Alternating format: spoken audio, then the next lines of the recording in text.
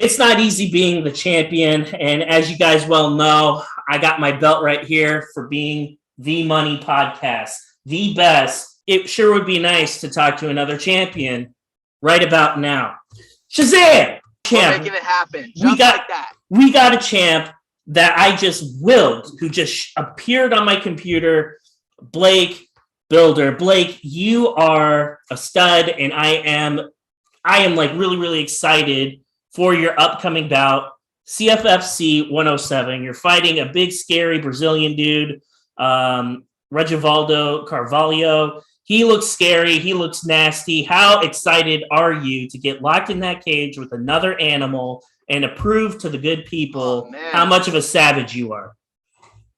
Man, I'm excited, man. You know, it's like I wanna fight good guys, man. I want to challenge, you know, and you know, lately I've been beating guys with you know, like with big records. You know, they got a lot of fights, you know, so like 10 plus fights. I've been beating guys with records like that. So that to me means a lot, and I'm excited to put on a show and show the level up. You know, like we haven't been sitting around. We've been busy working our asses off, and so it's gonna be fun, man. It's gonna be fun. I'm looking forward to the challenge and overcoming it. I am looking forward to going. There are a bunch of people that are probably going to be watching this that will also be at the event. A lot of CFFC guys I've had on the show before. Some of them are going to be on your undercard. So if you guys see me, you know, feel free to say hi. I'll buy you a beer, win or lose. Who cares? Let's party. Let's have a good time. Blake, right. I want to pivot real quick and just kind of ask about you. You are a guy, like you are in your early 30s. You're in your athletic prime right now. Yep. You do not have a lot of mileage on you at all. You are undefeated, 5-0. And so I'm asking, like, usually for a guy that's like in their athletic prime, I would expect to see somebody with maybe triple the amount of fights that you have. So without like getting into like, hopefully we can skip over all the boring stuff. But was there, can you just talk a little bit about, you just turned pro in 2018 and you're already a champion. Like you've been fast tracked, my man. So what's your story behind that? I definitely got to know. Well, we had a long amateur record. And I told my MMA coach a while back, you know, like I won like a submission win with omoplata, and it got put on Fox Sports 1 network as the first highlight. Uriah Faber's like, damn, you know, this kid's 4-0 as an amateur. He's like, omoplata finish. He's like, I think it's time for this kid to go pro. And my MMA coach at the time, Tom Schmitz at Spartan Martial Arts in Minnesota, was like, nah. He's like, I want to see you out wrestle a wrestler. Out wrestle the wrestler, then like beat the top ranked guy in the upper Midwest, and then when I beat those guys, I was like, hey, what do you think? Time to go pro? I was like, I'll wrestle the wrestler. He's like, yeah, but you could have knocked him out. And I was like, okay. So because he said that about like my stand-up, I was like, all right, well, I'll show him. So 4 days later, I signed up to box, and I was at the Ringside World Tournament and did a 4-day tournament. So the fight for RFA was Friday. And then on Tuesday, I was heading out to Missouri, Independence, Missouri, to go fight it for the Ringside World Champion belt. And I fought 4 days in a row and won it. That's absolutely brutal. Like to fight, having everything compressed like that. Like I can only imagine like how taxing that was, not only physically, but like mentally. You know, you get in a war with somebody. It's like only natural to kind of want to have like a hard reset and then come back fresh. Yeah, you know, it's like our weight was down. So I was just like, oh man, might as well, you know, I'm already low in weight. I'm already in really good shape. I didn't take any damage in the fight. So I was like, screw it. He wants to see some stand up. I'll show him some stand up. And then when I won the title and came back, I was like, what do you think? I was like, well, it's time to go pro now. He's like, you could have worn a Spartan jersey when you were fighting. I'm like, man, there's no pleasing this guy. Well, you know, I mean, that's crazy that, you know, the bar kept getting raised on you, but the silver lining to all that is we're here now, and That's right. I mean, my God, I've seen most of your pro fights, not all of them, but most of them, and I have to say, yes, like your ground game is like amazing, obviously, but like there's a lot of other things that I noticed about you. Your stand up is very, very good. You're very patient. You're very smart. Your footwork's really good. Your cardio is really good. It's like it's all these little things that I see, and the more and more I watch you, I notice like the guy that made his pro debut in 2018 compared to the guy that just won the CFFC title. Two very, very different guys. And Very much so. that is a testament to like all the work that you're putting in behind the scenes. And I'm wondering, like, how the hell are you doing this? Like, pretty much you go pro, you start putting together a string, and then boom, like the pandemic hits. No fights until all of 2020 scrubbed off the books. Like, how did you not go insane for that year and a half?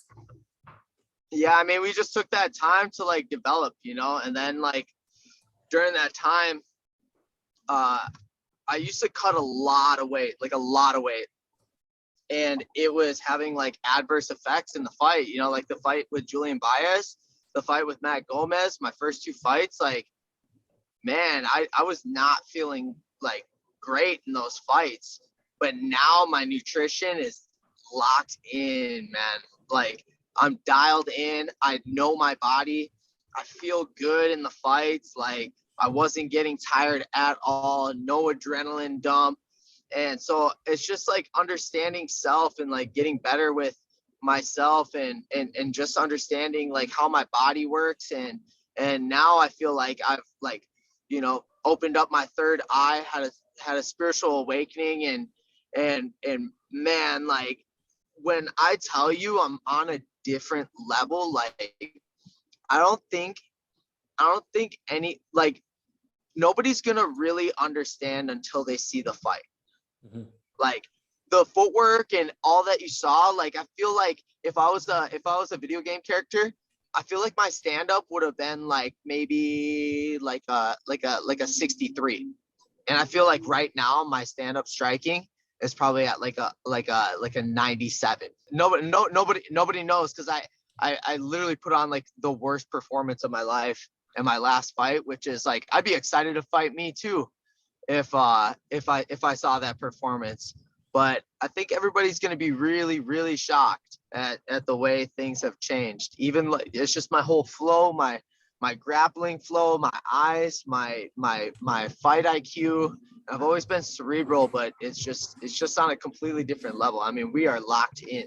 So I'm glad that you mentioned for people who don't know, Blake is referencing his fight against Frankie Buenafuente. He fights out of Carcinella MMA in New Jersey. The guy is tough as nails, a 10-5 fighter. And before Blake and I were recording, we had nothing but good things to say about Frank. We both said, like, he said it, Blake said it, and I said it. Like, this guy's a savage. And a lot of people don't really know a lot about Frank. And Blake, I wanted to kind of ask you a little bit. You were supposed to fight Eddie Torres, and like I kind of felt a little bit that I don't know, like you kind of got the Leon Edwards treatment a little bit. Like that fight doesn't happen for whatever reason. People are pissed because they wanted you to fight Eddie. It doesn't happen. Right. Would you kind of agree with that? Like getting the Leon Edwards treatment a little bit for fighting Frank? Look, man, me and you both came here to fight. I was like, you weren't fighting for a title. I was like, I am. I was like, I've had it in my mind that I want to fight for a title. Let's fight for the title. We both had the option, man. Like we could have took the show money and just like took the easy way out. But I was like, no, like, fuck that. We're here to fight. We both made weight. Let's put on a show for everybody. And he goes, hell yeah. And I was like, that's what I'm talking about. It's like people can talk all that talk that they want, but I showed up, I made weight, I fought, I won the title, I overcame the adversity, and like opinions are like assholes. Everybody's got one, it's like, that's like, none of that matters to me. And unless you're in there doing what I'm doing, like you can't even really talk. Absolutely. And there's two things I think about when I think about your fight against Frank. Number one, anytime something like that happens, like the peanut gallery, they're going to have their comments to say. But For sure. I almost kind of feel in the way that you and Frank probably didn't get the respect I think both of you deserved. Frank showed up, no camp. He made the weight. He had what a couple of days maybe as a heads up, but you also took a fight against a guy that is a little bit different than Eddie. Like you go for a training camp, you're preparing for a guy, and for that rug to get pulled out from under you, like, yeah, that's putting you at a competitive disadvantage, just like Frank. And I feel like people aren't really thinking about it from that other side of the coin. Yeah, I mean, if you show up to a fight to fight, like you're ready. You're not gonna just take a fight that like you haven't be like. It's not like you just jumped off the couch and like decided to fight. Like that guy had been training. He's obviously a martial artist. Like he's always training, so it's easier. It's easy to sit back and be a spectator. But when it's you on the spot, like there was no hesitation. It's like I was just like, "Where's Eddie?" Like, oh well, like one lady said that his coach had COVID, and the promoter said that he had COVID. So I was like, all right, maybe he couldn't make the weight, maybe he had COVID, like who knows? Like I'll take his word for it. But for me, I showed up, I did my job, and that's what I'm here to do. One of the reasons why I like this fight so much is because it wasn't pretty. It was ugly. And there were times in that fight where I'm sure, like I was saying it to myself when I was watching it, I'm like, well, who wants it more? Like, who wants it more? Where are we at? What's going on? So, like, when you look back at that fight, you already hinted about a couple things. You're like, it was my worst performance. I'm not really happy with it. But how does that fight from CFFC 104 make you a better fighter for our fight here in a couple weeks? Oh man, it's like nothing beats experience. Like you can read about it, you can be a spectator, you could be the guy at Buffalo Wild Wings talking about how you would have stuffed all those takedowns and you would have done this. But until you're in there, until you're doing it, until you face the adversity, until you are out there to fight their guy as B-side, until you're going against all this adversity, it's like you can't even imagine. You have no idea what it's like, So people can talk all that talk, but I think for me, it gave me experience. It helped me elevate my game because it's like you could think it in your head, right? But until you manifest that into reality where you are the champion, like I believed I was champion before, but once you are that, then you hold yourself to a different standard. You place yourself in certain positions and other people do that for you as well, so I mean there's a whole plethora, a whole spectrum of things that happen when you become that, and everybody's and then you're the champ, everybody calls you the champ, so for me, I like the fact that it happened the way that it happened, and I like the fact that it won't happen again. Absolutely. The what I liked so much about that fight though is because it wasn't easy, is because it got dirty, because it got difficult. And two things happen when somebody like runs face first into adversity. Either they panic and quit, or they figure out a way to like get shit done. You figured out a way to get shit done. And it was funny because like your reaction, like after the first round, like you popped up and you smiled and you're like, okay, like we got a war now. Like I know I dropped that round. I was on my back for most of it, but okay, like that doesn't bother me. So like when you've hit that point of adversity, like what was kind of like going through your mind after the end of that first round? Were you just thinking to yourself like, okay, well, I'm going to have to give him a different look in the second. Like, how do you maintain your composure and just kind of like press on and forget about the past 5 minutes and just press on with the rest of the fight. Man, that shit don't bother me at all, man. Like just because it's like somebody trying to judge you, Tyler, on something that you did like a month ago. You're like, oh, well, weren't you just doing this? But like once you make that decision to change, like you're a changed man, right? You know, it's like say you decided to say you drank a lot and you decided to stop drinking. You're like, I don't drink no more. But people don't know that, you know, they're like, oh, well, you know, you're still the same old. You're like, no. My change-up game is fast, bro. Like just because I lost a round don't mean I'm out of the fight. And some people might have that. Some people might think like, oh, I'm down 5 minutes.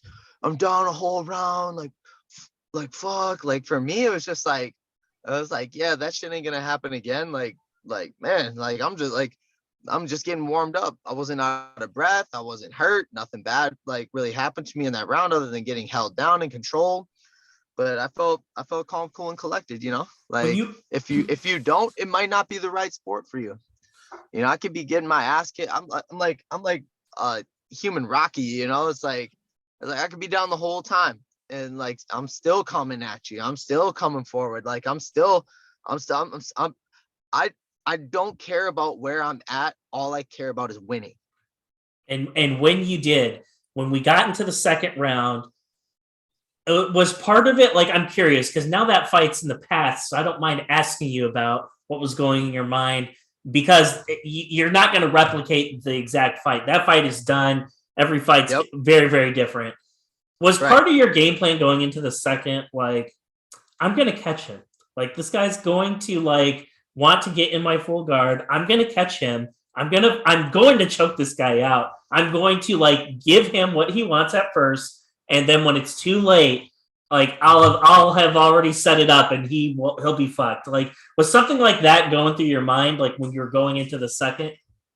I'm just the opportunist, right? So like when I see things I calculate things like 50%, 60%. I'm like the Terminator, like boop, boop, boop, boop, boop. And I'm just like calculating things, right? I'm reading body language. And fuck, I didn't expect to get hit with that shot. I was like, I didn't even see it. I didn't even see it coming. And I checked the kick through the jab, was lazy with it. Boom. And then Keith Peterson in the back, when we were getting ready, he was like, hey, if you get hit with a big shot, cover up, turn, and show that you're being defensive. So I did exactly what Keith Peterson said in the back. And then when I was on the ground and recovered, he said it, but all I remember is like him saying like, I'm good. He's like, don't say I'm good. That means that you're not good. And I was like, and I looked at him, I was like, hey, Keith. And he's like, yeah. I was like, I'm good. And he's like, oh, okay, cool. That's and then it was back to work. You know, I was just like, let him know I'm good. Like, I'm good to go. I'm cool. Like, it's just a matter of time. And I just noticed that like I was able to bar the arm. And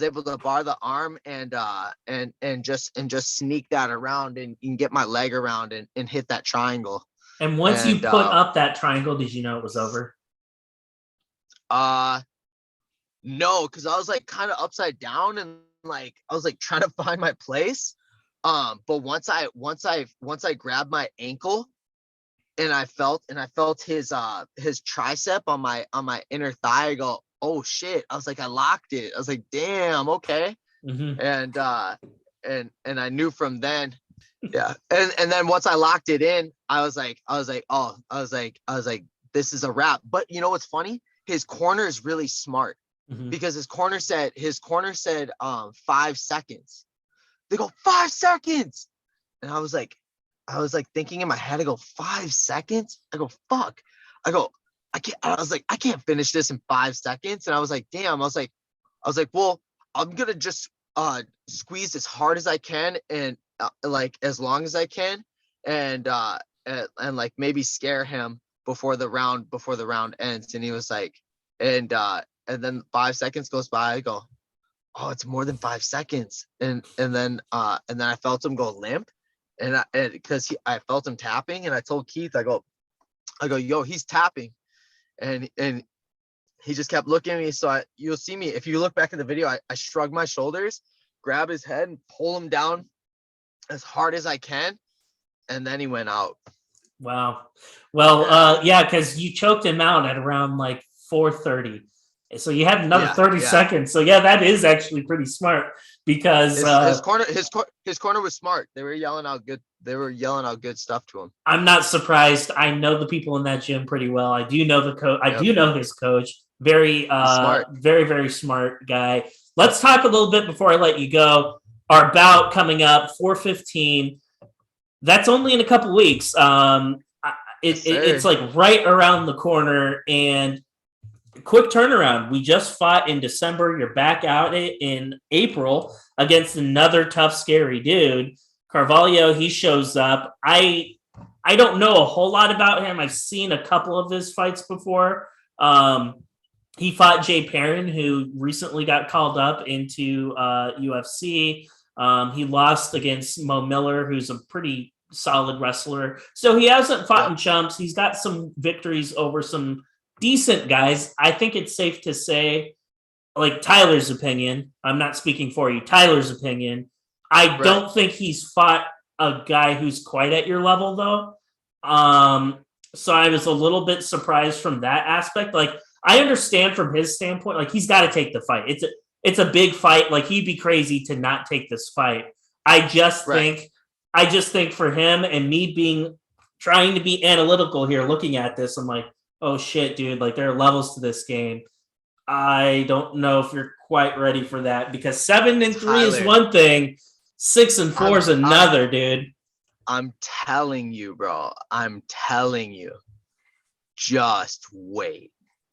Just wait. Like my performance, like nobody has any idea. Like we just went from like, I would say even my last performance, mediocre at best. I was like a mediocre fighter. I have moved up. It's like you're gonna be like, everybody's gonna be like, what the fuck? I promise you. Well, I won't be. I promise you. I'll be like Nate Diaz. I'm not surprised, motherfuckers. I'm excited, man. Bro. I'm excited for you. I can't wait to see it. And before I let you go, I have to ask the question: who's your favorite Power Ranger? What color you got? Don't say the pink one. The pink one's mine. Oh, the pink Power Ranger. Yeah, she's mine. She was so cute, but who would I aspire to be like? The green. Was he green or gold? We'll go with green. I don't remember. I think he's green. I think he's green. And he's got like the gold like fucking thing right here is what's jacking us up. Yeah. Oh, that fool was sick, bro. Absolutely. And one other question would be, if you could Stockton slap anybody right now, who would it be? Not me though. Oh man. Probably Putin. Okay. Wow, that's a good answer. Putin. Yeah, but how about this? How about you put him in a triangle and just don't let go? Or maybe Will Smith, like boom. Give him a taste of his own medicine. Yeah, that was kind of a bitch move, in my opinion. You know what? YouTube will probably cancel this video now, but I'm leaving that in. I know. I'm leaving it in. I'm leaving it in. Forgive us. Yeah. Hashtag too soon. You know what? Like hashtag. I'm not going to say anything before we get canceled. Blake, you're an absolute legend, man. I'm looking forward to shaking your hand after you fight. And I'll see you in a couple weeks, my man. Awesome, man. I'm forward to it. Man, get your Blake Bilder tees. Let's go. 105. Once they're gone, they're gone. Check in with my man, Tyler. He's the best in the business. Nobody's doing it better. Same with me. Tune in. Follow me at Blake the Builder on Instagram and get your tickets and your popcorn ready. You're not going to want to miss it.